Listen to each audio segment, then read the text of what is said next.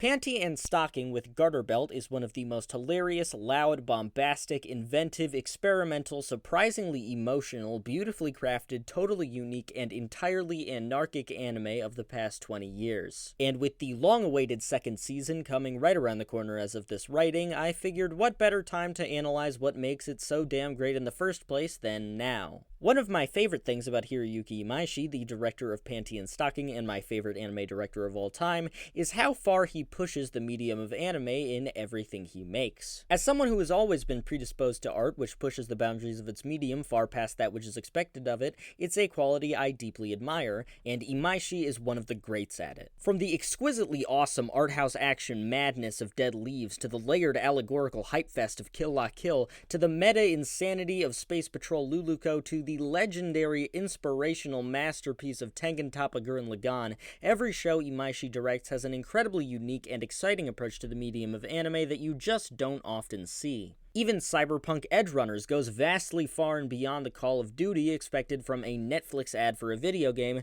genuinely being one of the most fun and inventive sci-fi shows of the decade thus far. But even amongst such a frenetic, eclectic, and insane catalog, Panty and Stocking stands out as possibly his most one-of-a-kind and utterly singular work to date, to the point where a lot of people can't seem to decide whether or not it's even anime. But I'm getting ahead of myself. What is Panty and Stocking? Well, it's right there in the names of the two main characters. Anarchy. Panty and Stocking's entire ethos is being the most balls-to-the-wall, unhinged, anarchic show you could possibly conceive of, and a lot of this boils down to the way in which the show was directed. Panty and Stocking is made up of technically 13 episodes, however, in the style of a classic Western kids cartoon, the majority of episodes are broken into 2 individual 11-minute parts. This alone is obviously pretty unique for anime, but what makes it even more interesting is that nearly every episode has at least one part with a different director. Now, don't get me wrong, I am very aware that most anime have loads of episode directors, and usually the majority of episodes have their own individual directors. However, in the case of Panty and Stocking, each director's vision is so potent and unique that you can essentially consider half of it to be something of a stylistic anthology series with a few reoccurring characters. Maybe the most extreme example of this is episode 5,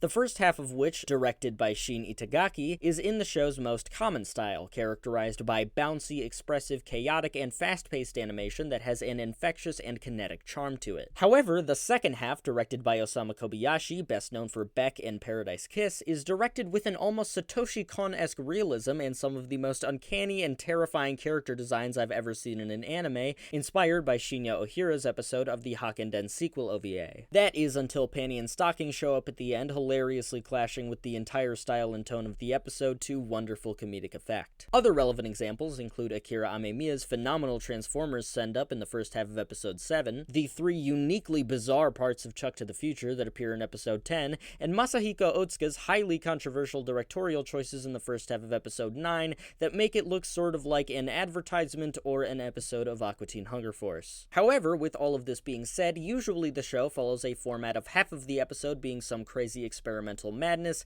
and the other half following a fairly consistent cartoony Monster of the Week segment. However, even this is done in a quite anarchic way, seeing as there's no real consistency to which half of the episode is going to be the crazy one, whether the whole episode is going to be crazy, or whether the whole episode is going to be normal, or whether it randomly won't be broken up into 2 episodes, or the 2 episodes are a 2-part narrative, or whether it'll be broken up into 5 episodes. Panty and Stocking is allergic to any sense of stability or formula, which is precisely why I think it's so odd to consider it not anime due to the Western-influenced half of the show. Either way, however you want to label or categorize it, Panty and Stocking with Garterbelt is still one of the most original and creative animated series to ever be put to television, and I cannot wait to see how Trigger continues its legacy in Season 2. If you want to see more wholly original, boundary-pushing, and mind-blowing art, check out my other videos, and if you like those too, consider subscribing to the channel. Also, check out my second channel and my big playlist. Thanks again for watching, and I'll see you next week.